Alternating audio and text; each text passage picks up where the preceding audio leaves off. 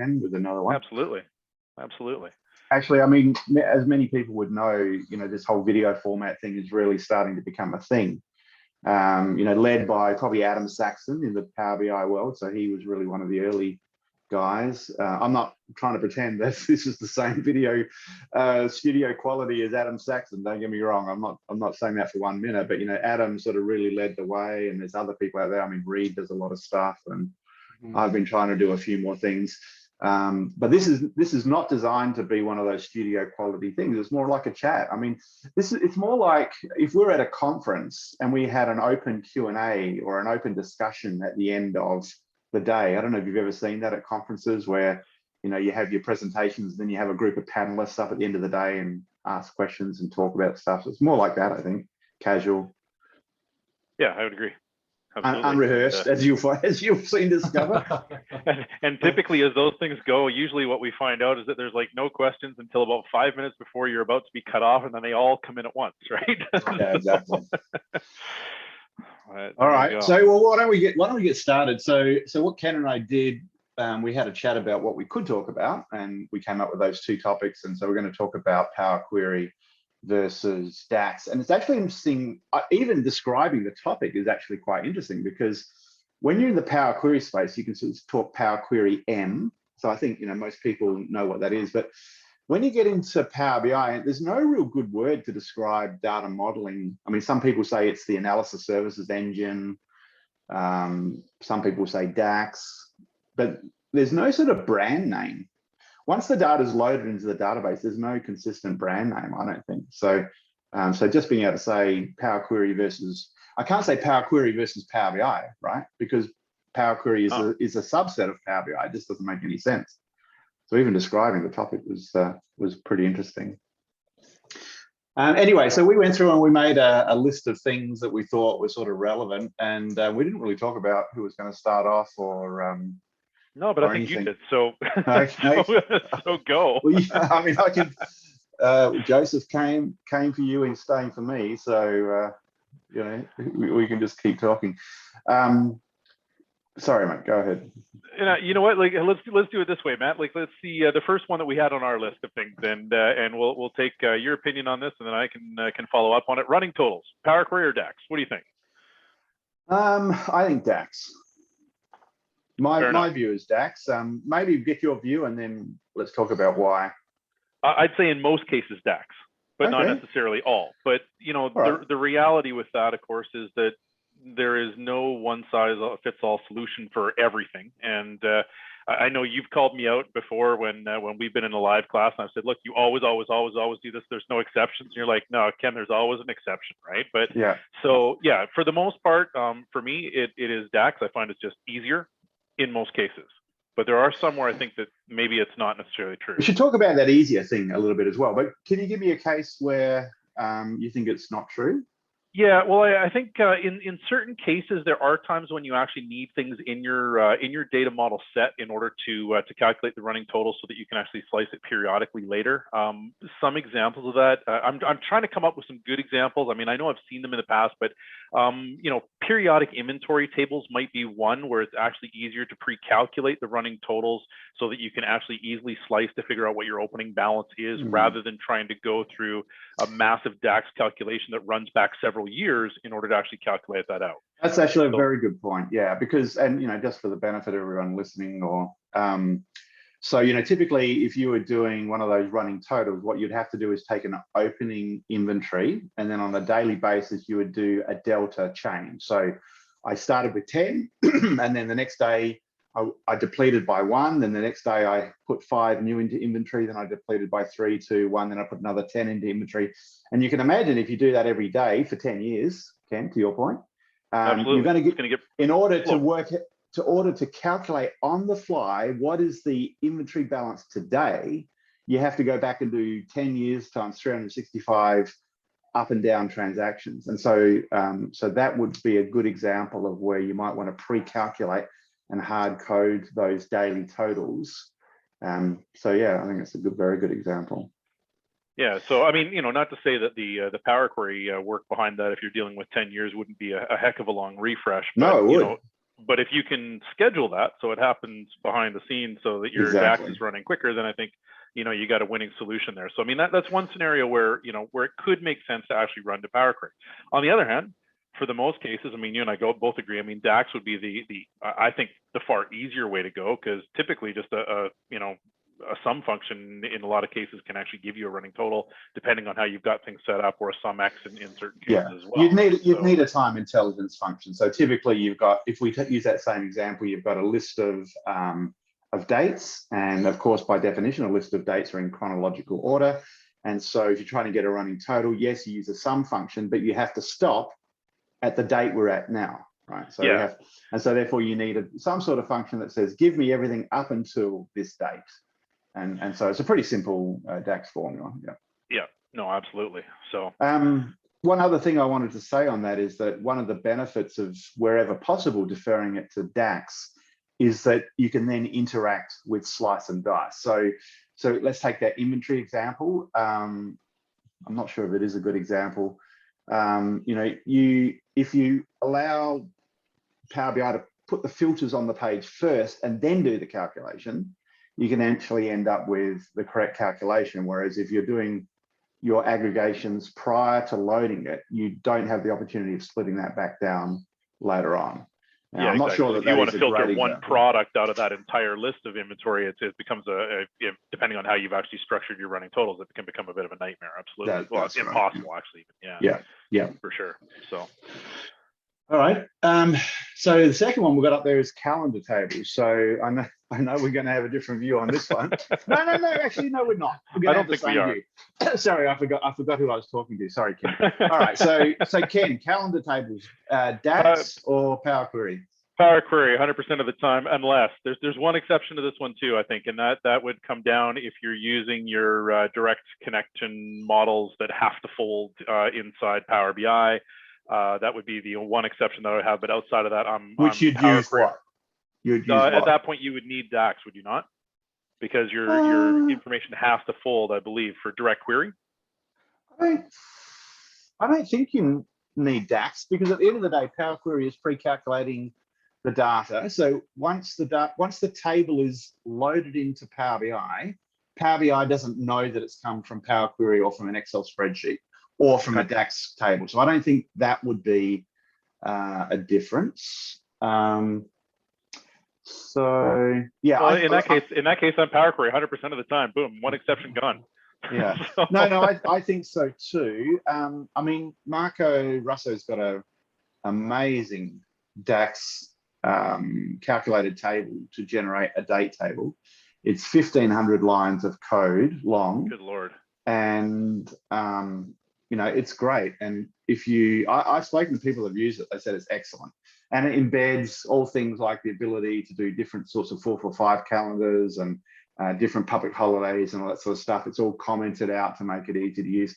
So look, that can work. And I'm, you know, if it works, whatever, it's not a problem from my perspective. But I guess I'm a bit of a purist. I think Power Query is there for preparation and shaping of the data, and leave the engine wherever possible. There's definitely exceptions, which we'll cover some more of those as we go in. You know, wherever possible, do it in Power Query, I think. Yeah, no, I mean, the one thing I like about working with Power Query and that is that, I mean, it's great to get yourself a huge, you know, a huge DAX one that you can pop in that gives you every column that you have and whatever else. But, you know, all of those things do have a cost inside your data model. So if you go and you end up generating the ultimate calendar that's got everything you could ever possibly need, and yet 99% of the stuff you will never actually use, you're carrying extra weight inside your model. And that's one of the things that I love about Power Query, is that we get that ability to create the calendar, but we only need to create the columns that we actually need to carry for the analysis that we're going to do, which means we can keep our model lean and mean. And that's the, you know, the priority to me is making sure that I have a customized calendar for every single solution that I build that gives me the things that I absolutely need 100%, or the things that have a very, very high probability of being used without worrying about carrying anything extra that is in somebody's script that I grabbed from somewhere else. Because you know, there's oftentimes in those, there's things that I'll never use. So why carry them at all? Yeah, I mean, I have my standard starting calendar table in Power Query. I keep the advanced editor code in OneNote. and I just cut and paste it in. And in fact, I would go one step further, Ken. I say I have a superset of everything I would ever need. And I think you might do this in Monkey Tools as well. And then I have a superset of everything that I could ever need. And then I don't go back and or remove the insertion point. If I don't need it, just the last step is remove those steps. And and it still performs fine. Yeah, well, I mean, I use Monkey Tools to build ours for sure. I mean, you know, that add-in allows me when I say, hey, look, I want to start it from this calendar to this table, and then I basically just say, well, what kind of calendar I want, and I check the boxes for the columns I need, and it generates the script right for me that gives me exactly those things. There are a couple that are needed that get removed at the end, like you say, but for the most part, we've tried to work hard to only script in the components that are necessary to do the job. But so there's one more thing I want to mention, and then we should move on. So I talked about the DAX table function, 1,500 lines of DAX code that Marco produced, but that's not the only way to produce a calendar table in DAX. So the other way to do it is you can use the calendar auto or the calendar function inside DAX, and then you can add calculated columns to your table. And I would say that is absolutely the worst way to produce a calendar table for Power BI. The trouble is that you have to manually add those columns incrementally one at a time. So you're basically hard coding that process inside your workbook. And then as soon as you want to do that again for a second workbook, you've got to do it again. You've got to start again from scratch. And so I would say absolutely do not use the calendar auto approach because it's just the least flexible and the most work. Yeah, I got to say, anything that has the name auto at the end of it, I have trust issues. I'm not I'm not big on that kind of stuff. I'd rather take explicit control of what I'm actually doing for sure. So yeah, for sure. All right, so let's so you've got one here, Ken, data cleanup, reshaping. Yeah, data cleanup. So I mean, obviously the data cleanup and reshaping job is a Power Query job. I mean, that's what the tool is actually built for. I mean, it's not something you do in DAX. But the reason why I sort of added that to the list is I remember years ago, back before there was a lot of stability work that was done in Excel Power Pivot. I had a client that actually approached me, and he was having some big issues. He was trying to build this activity-based costing model. Really complicated stuff, and he had some huge issues with Excel tipping over on a regular basis and whatnot. And when I got in and started reviewing his stuff, we took his DAX measures, and he had these crazy DAX measures that were nested like huge levels deep. And when I actually went and flattened it out to try and get it down to one formula so I could see what everything was doing, that DAX formula that we were looking at was about 17 pages long. It was huge. Oh, it was insane. And you're sitting there going like, holy cow, okay, why? Yeah, I'd never seen it. I'm sure you haven't. You know, like, why are we doing all this work? And I mean, we went through a couple of iterations. I mean, at one point he phoned me up. He's like, look, I rebuilt the model and to try and get some more stability back into it. I'm like, how long did it take you? He says, a week. I'm like, oh my God. And, you know, so we went through a couple of iterations in this. And finally I said to him, like, look, I mean, you're trying to do all this work because your data's in a terrible format. You know, you've got all these switch statements in there and if statements and, you know, whatever else. And going, the problem is your data is horrible and you're trying to use DAX to cater for all of these bad data problems in here. Go reshape it with Power Query and you know, things are going to be better. And you know, that would be the recommendation I would give you, because honestly, this thing's still going to be horribly unstable the way it's going. And he phoned me back a couple of days later. He says, I rebuilt the model again. I'm like, oh man, like, wait a minute. But last time it took you a week. How long did it take you? He says, well, it took me 2 days. He says, but I got to show you my DAX now. And he opened it up and he showed me his longest DAX statement was a 4-line calculate. Beautiful. And you're going, I mean, this is perfect, right? The model was so much more stable. It was faster. Like there was just everything about it was better. And it was all because his data was horrible. And he was trying to use DAX to cater for that. And it's just not the right thing to do. I mean, that's what Power Query is all about, is getting into the right format all the way along the way. Yeah, and this is completely consistent with comments that I've had and experiences I've had in the past where, so I offer an online consulting service. If people are stuck, they call me, I help them. And typically the contact will say something like, hey, I need help. I've done pretty well. I'm 75% there. I just need help with this one DAX formula. So similar sort of scenario, right, Ken? So yeah. I say, well, let's have a look. First of all, show me your data model. And you look at the data model and it's terrible. It looks more like a relational database than a star schema model. And so my general comment then is, you don't have a DAX problem, you have a data model problem. If you fix your data model, the DAX will become easy. You won't need my help.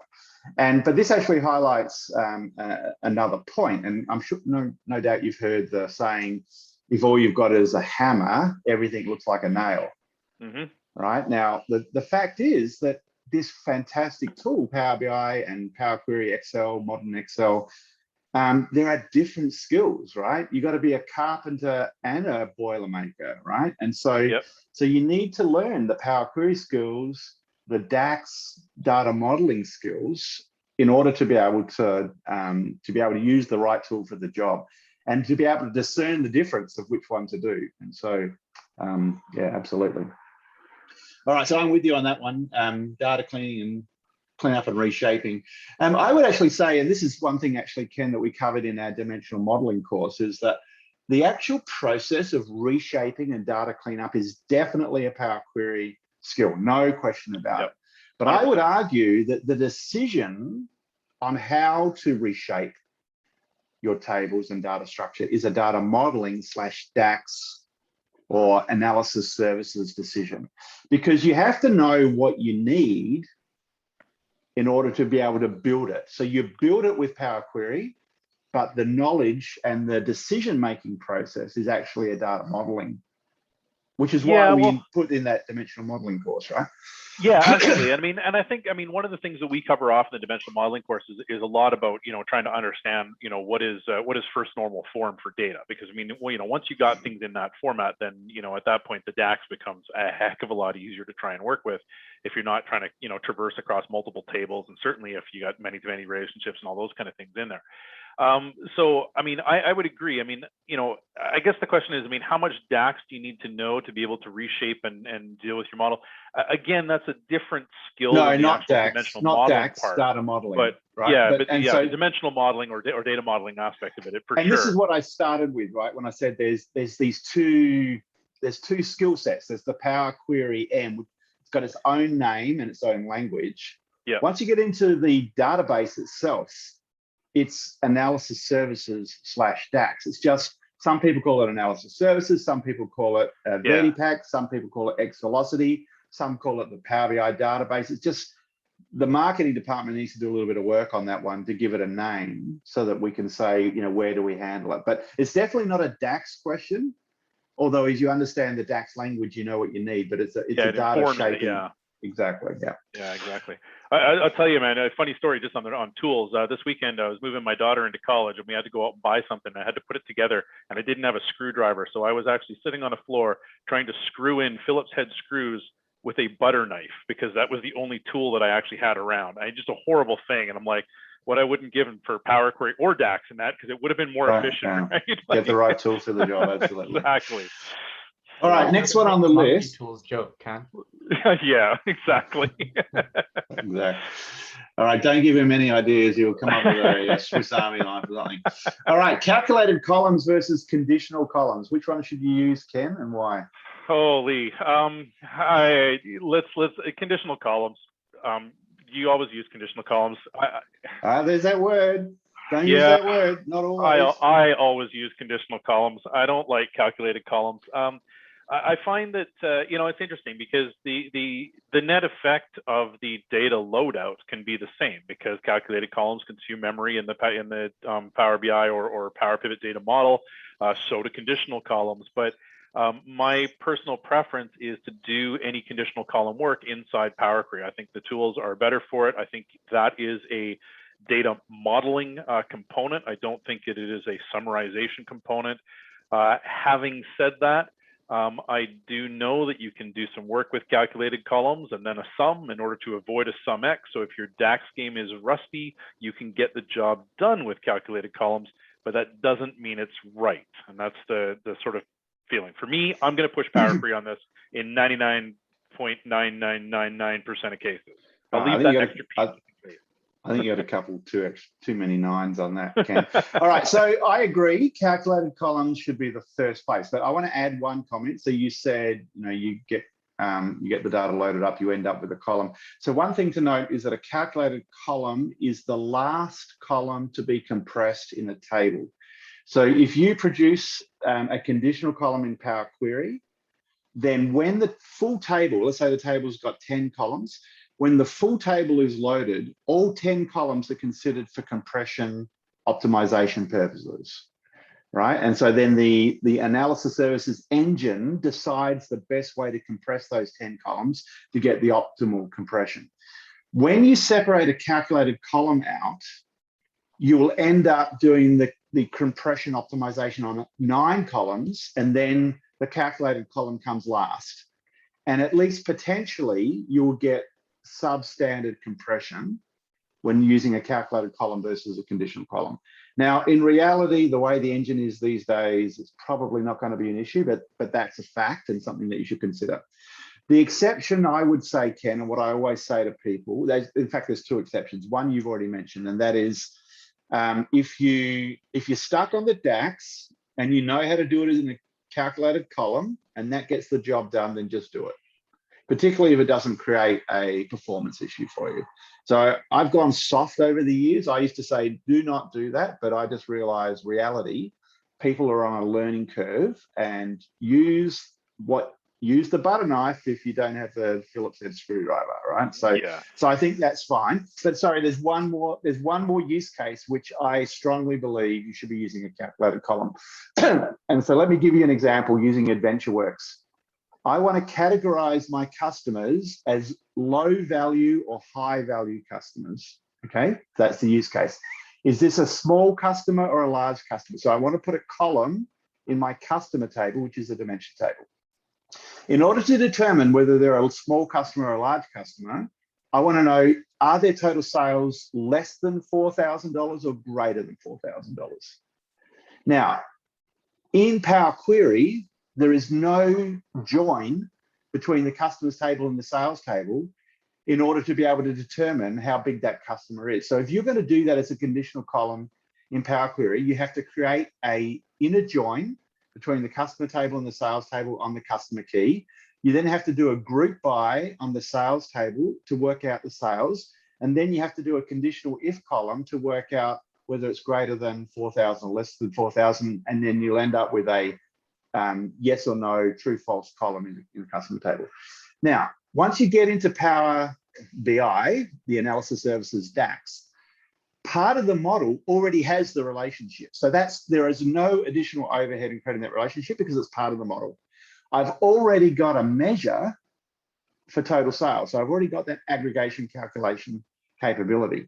And so therefore, with a very simple if statement in a calculated column, I can leverage my relationship, I can leverage my measure to very quickly and easy add a yes, no column for the for is this a large customer. So the general rule is if you need to leverage the relationship and or leverage the measure in order to do the column calculation, then you should at least consider doing it in a calculated column. If the calculation exists within a single table, within one or more tables that don't have a relationship in the model, then certainly I would prefer Power Query. Fair enough. Just looping back into one of the pieces that you mentioned earlier, Matt, regarding the calculated column, as I say, I mean, you know, just for the calculation and potential avoiding of the SumX, you know, in order to try and get that done, maybe your DAX scheme's rusty or whatnot. Again, I mean, my sort of philosophy on this is avoid the calculated columns if you can at all. But I always tell my students today when it comes to these ones, your boss pays you to get results. Pride comes from style. And that's the thing that you sort of look at is going, you know, when your boss is breathing down your neck, you got to get the report out and you don't have time to go back and figure out how to do everything 100% elegantly. You got to get the job done. You got to get it finished. You got to get it out the door. And then later on, when you've got some time, come back and see if you can do it the right way. I mean, that's how you learn, in my opinion. So yeah, I think we're in agreement on that one. It's avoid it where you can, and yet reality is sometimes reality happens, right? So yeah, sure. All right. What do you want to talk about next? Well, I think the next one that we got on our list here is bridge tables, and I'm actually curious from you how you would accomplish doing that in DAX, because personally for me, I'd go Power Query for creating bridge tables all the time. So how would you do that DAX-wise?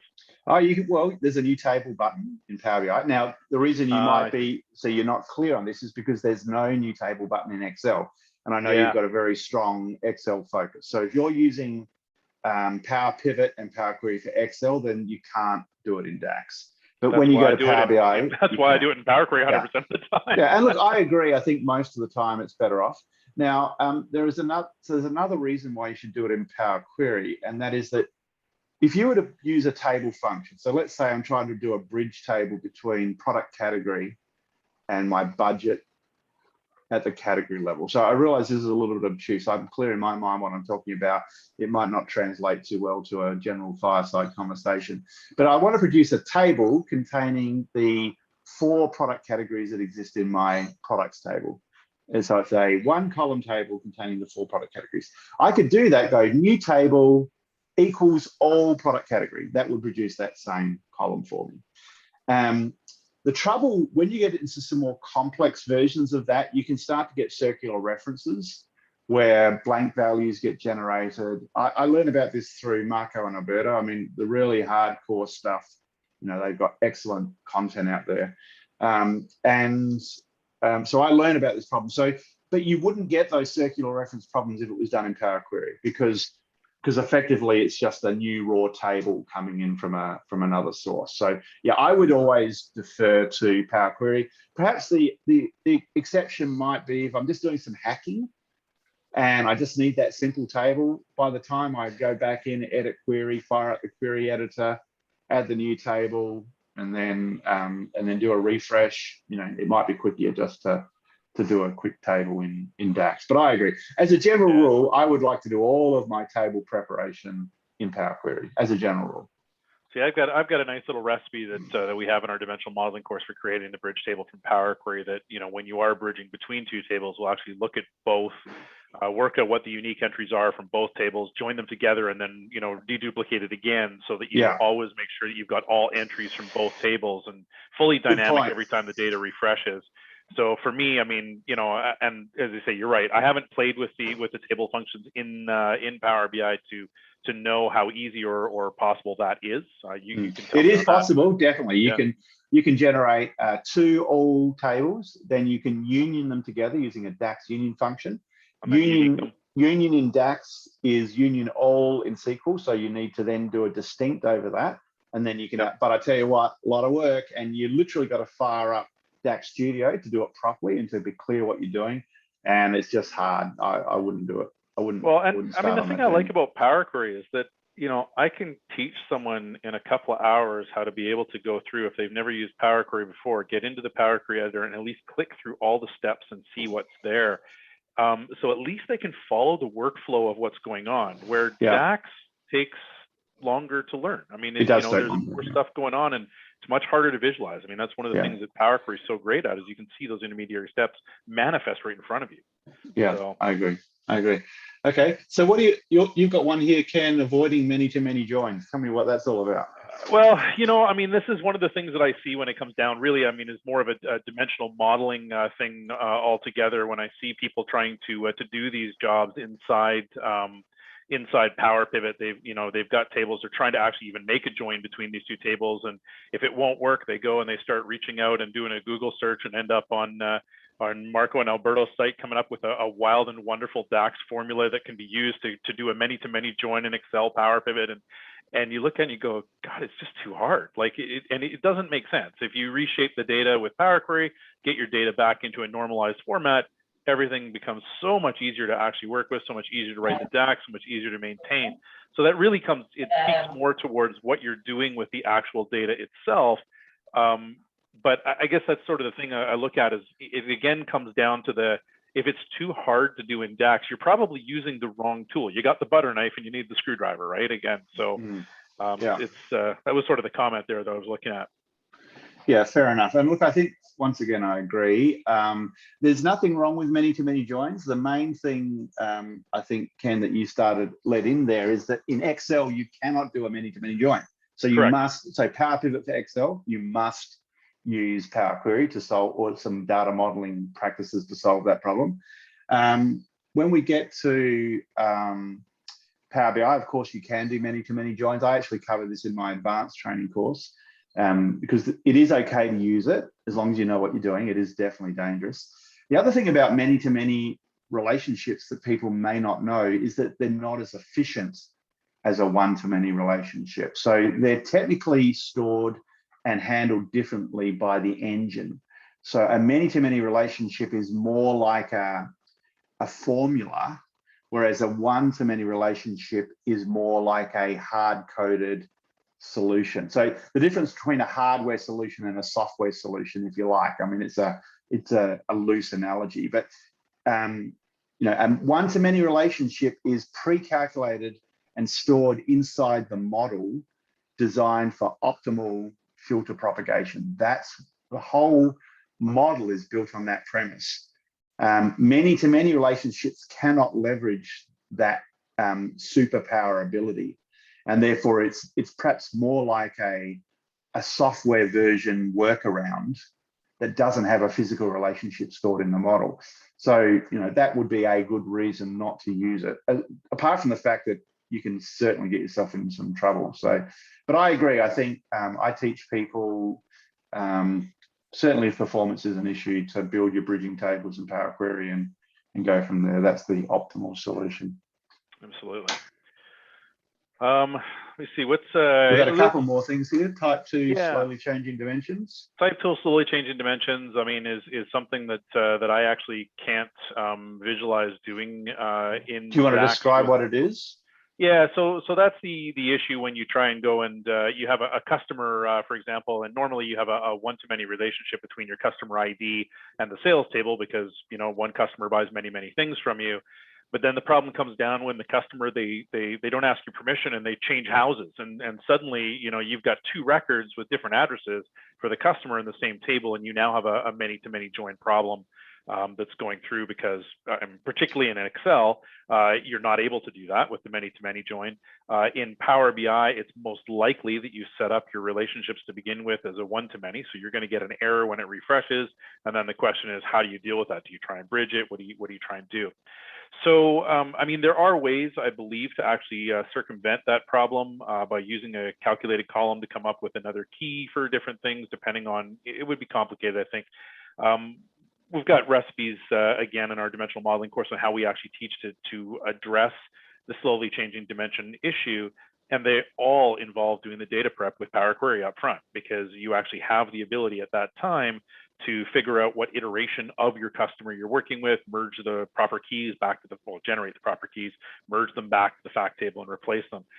Trying to do that work through Power BI, I mean, or through DAX rather, I'd never say never. I'm sure somebody's done it, but it just doesn't seem to me to be the tool to use in this case. I mean, I like the logic and the overall, the efficiency of being able to get it done inside Power Query is actually a lot better than I expected it would be when I first started down that journey. Yeah. So. And I think it's, I always tell people it's a business decision that you need to make first. So sometimes you need to step out of the technology and just talk about, what do you want to do? So the first question I always ask is, when that customer changes address, they've got a new zip code now, right? So the zip code used to be ABC, now it's XYZ. And do you want to do reporting by zip code? Right? It's a fundamental question. If you want to be able to report sales by zip code and your customers are allowed to move, that is a really important thing that you need to know up front, because it will dictate how you do those calculations for a slowly changing dimension. Because if the answer is yes, but I only care where they live today, then that takes you down a certain path. You can take those many records for each customer, you can sort them, keep the last record, and therefore wherever the customer lives today can be assumed to be the zip code of where the sale comes from, even though they've moved from Vancouver to Ontario or something like that. Yeah. I mean, so much of this has to do with historical comparison between, you know, what are the factors that are being compared historically. And if you're just tell me what my sales were last month, you probably really don't care. But if it's, you know, I'd like to see what my sales are by region over the last 5 years to know how, you know, how I'm doing for growth in those areas, then, I mean, you're right. That's a totally different question. And and yet, you know, it's funny, Matt, because I mean, I don't know, I'm sure in your experience, I mean, it certainly is in mine.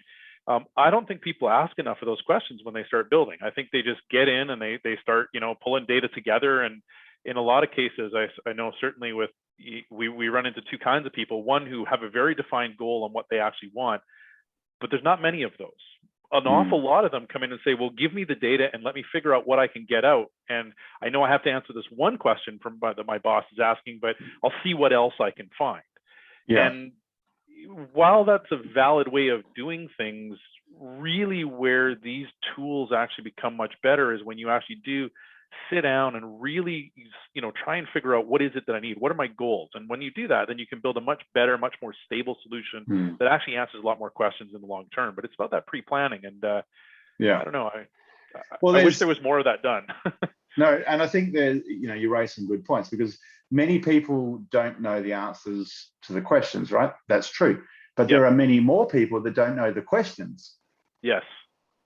And it's such an important point, and really that's the role of dealing with experts. This is why people get consultants in to help them, right? Is because they've done it before and they know the right questions to ask. So it's funny. I mean, I remember working back when I worked at a golf course years ago, and we actually had one of the guys that came to us, and he's, we're like, look, we need to get you a report so you can help manage your division.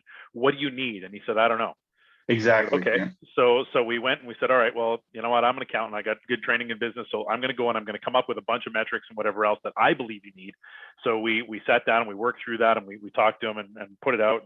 I said, okay, so what do you think about this report? And he says, I don't know, but this isn't what I need. I'm like, oh my God, right? What do you need? I don't know. Well, okay, that's not helpful, right? But that's the challenge is, No, I agree. And there's a couple of things, just tips for people who are, listening to this chat. But the first thing I like to ask people is, well, what are you accountable for?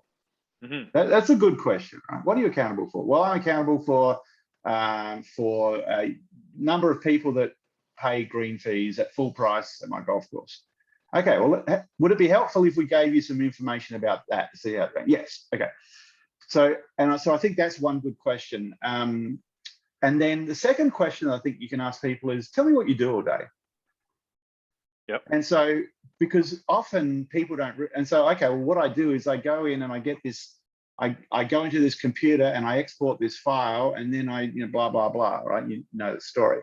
So by asking people what they're accountable for and what they do all day is a good sense of, or gives you a good sense of where you need to focus. So I think they're two very high gain questions.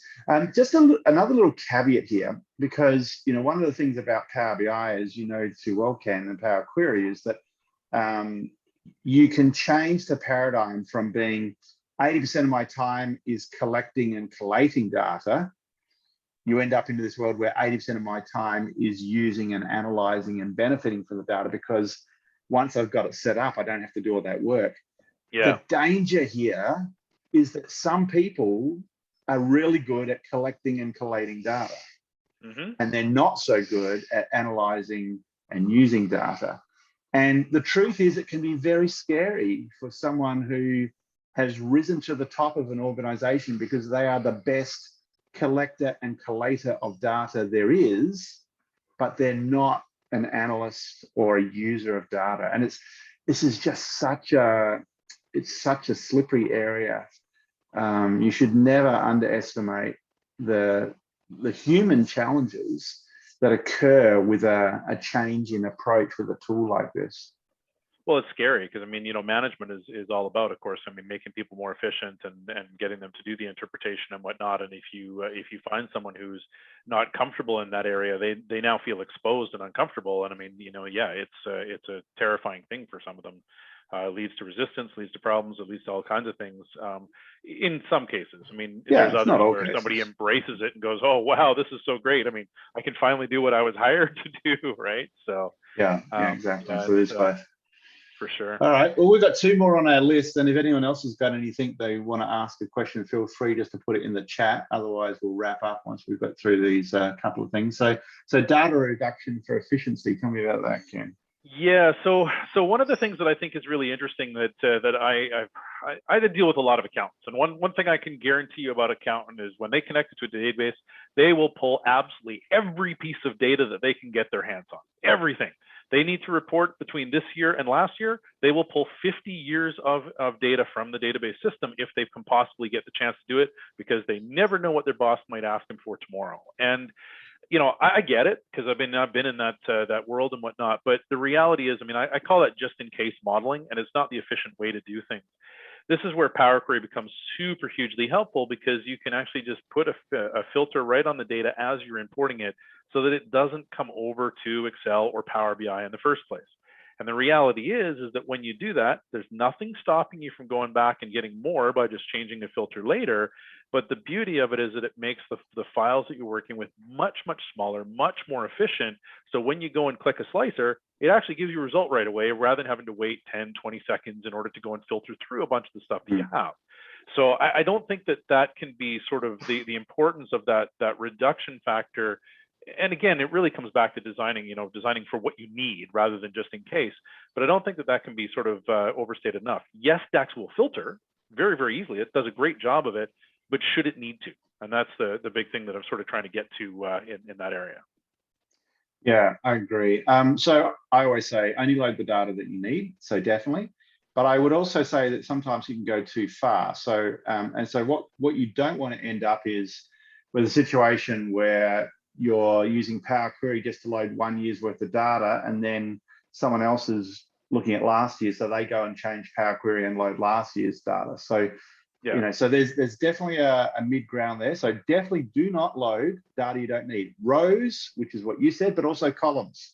Right. Absolutely. So if you've got 100 columns and you don't use them, don't load them. So definitely use Power Query to get rid of that. But also don't create 5 different versions of the workbook, one for each year, because you think that's a more efficient approach, because it's not. Once you get 5 different versions, one workbook for this year, one for 5 years ago, now you've got different versions that you have to maintain.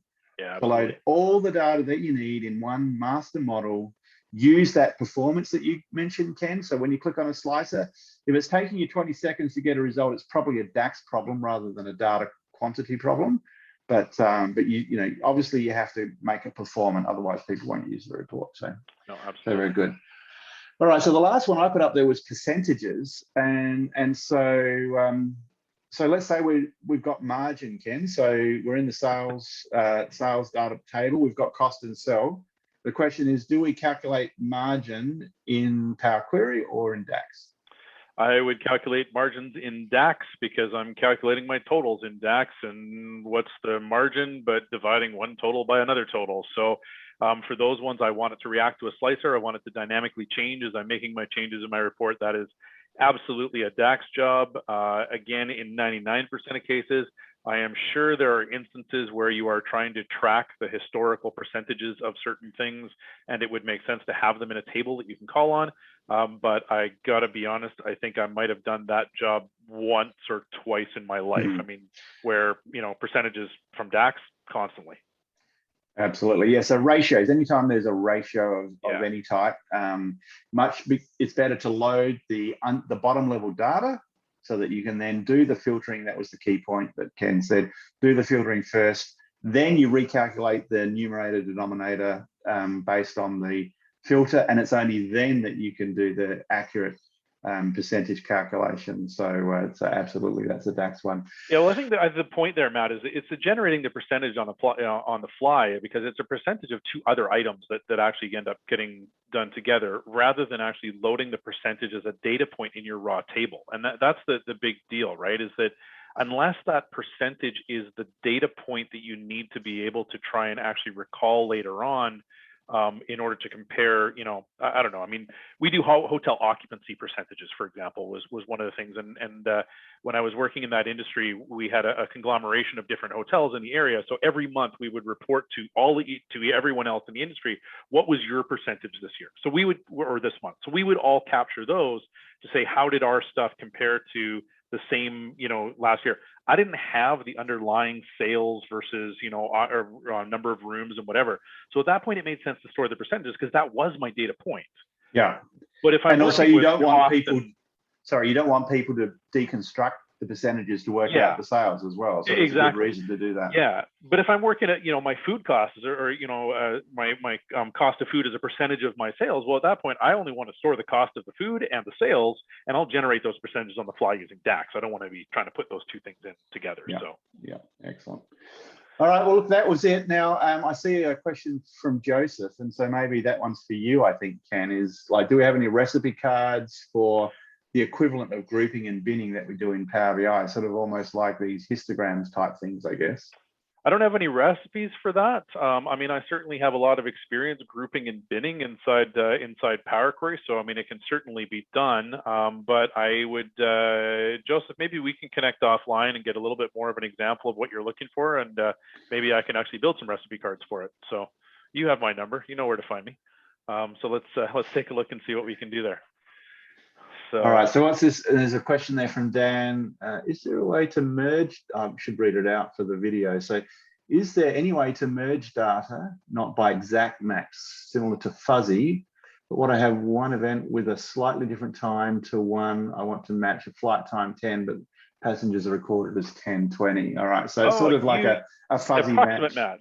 Approximate match, yeah, question. Yeah, so in Power Query, yeah, we've got, I mean, we've got what, 6 different types of exact match or non-match. We've got Cartesian products, we got fuzzy matching. The one you're looking for is an approximate match. It kind of replicates VLOOKUPs, VLOOKUP with an approximate match, where you can come up to give me something that's close without going over is generally the way that I usually deal with it. We do have a recipe for that, absolutely. I know that it is definitely covered in the new book. I can probably even tell you exactly what page in our new book it's actually covered on if you're interested, Dan. But the pattern that we actually use is what we call an approximate match. So that's what you're looking for. It is definitely covered in our Power Query Academy. It is definitely covered in the Master Your Data book. Do not use the recipe from M is for Data Monkey. That one is horribly inefficient. We came up with a much better way after that book was released. But yes, there definitely is a pattern to be able to do that. I'm trying to think, it's in chapter 10, I think, because I believe that was chapter 10 of Master Your Data is all about virtually every way you can merge data together in Power Query. So. Okay, well, I didn't know that, but I'm not a fuzzy guy. I'm a black and white guy. So to me, 10:20 and 10 o'clock, they don't match. They should be. Well, fuzzy's different though, right? I mean, fuzzy is where you're matching McDonald to MacDonald, where there's just like a spelling mistake. But but the approximate match is it's one of those areas where basically if you can categorize everything in ascending order, you're trying to match to the closest item, but there's gaps in the data. That's where the approximate match actually comes in. As I say, it's very similar to the VLOOKUP. Well, it emulates VLOOKUP approximate match. That's what the pattern actually does. Okay. So, does that make sense, Dan? Yep, cool. Awesome. All right. Well, so I think we're done, Ken. This has been good. We actually should do this more often. We should. So, you know, we've got the recording. Obviously, we're going to put this up on YouTube shortly. We've also got a 20% promotion on. So this is only running for a few more days. So if anyone's interested in any of our courses, Ken and I got a lot of experience. Also, we have Miguel's content. We got stuff from Reed Havens there as well. So now's a great time to jump over and have a look if you'd like to buy one of the courses. All right, mate. Thanks a lot. All right. Have a good evening in sunny Canada, and I'll look forward to my day, and we'll chat again. All right. Sounds great, man. Okay. Thanks everyone for joining. All right. Cheers, guys. Thanks for showing up.